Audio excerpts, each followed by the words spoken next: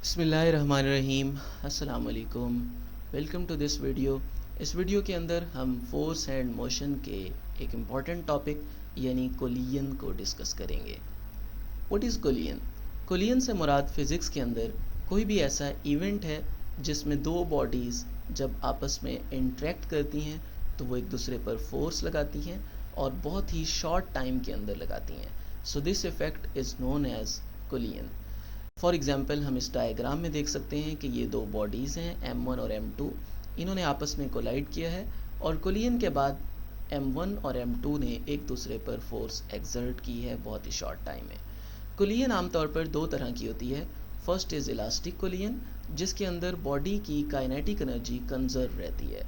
इसकी एग्जांपल यहाँ पर भी दी हुई है कि फॉर एग्ज़ाम्पल अगर हम एक बॉल को विच इज़ वेरी हार्ड उसको हम हिट करते हैं, ड्रॉप करते हैं, वो फ्लोर से जाके टकराएगी और टकराने के बाद दोबारा सेम हाइट तक आएगी, यानी उसकी मोशन के अंदर कोई चेंज नहीं आएगा, इतना ज़्यादा जो उसमें डिक्रीज़ है वो नहीं आएगा। So this type of motion, this type of collision is called elastic collision, जो कि बॉल की फ्लोर के साथ हुई है।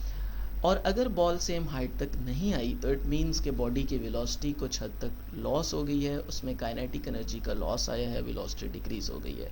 So that collision is called inelastic collision in which kinetic energy is not conserve. Collision one dimension भी हो सकती है और टू डायमेंशन इफेक्ट भी हो सकता है और मल्टी डायमेंशन इफेक्ट भी हो सकता है।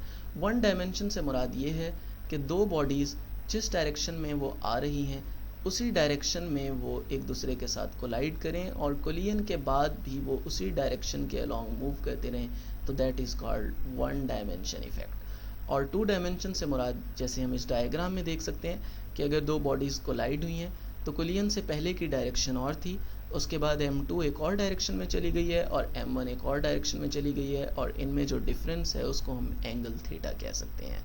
So that is two dimensional collision.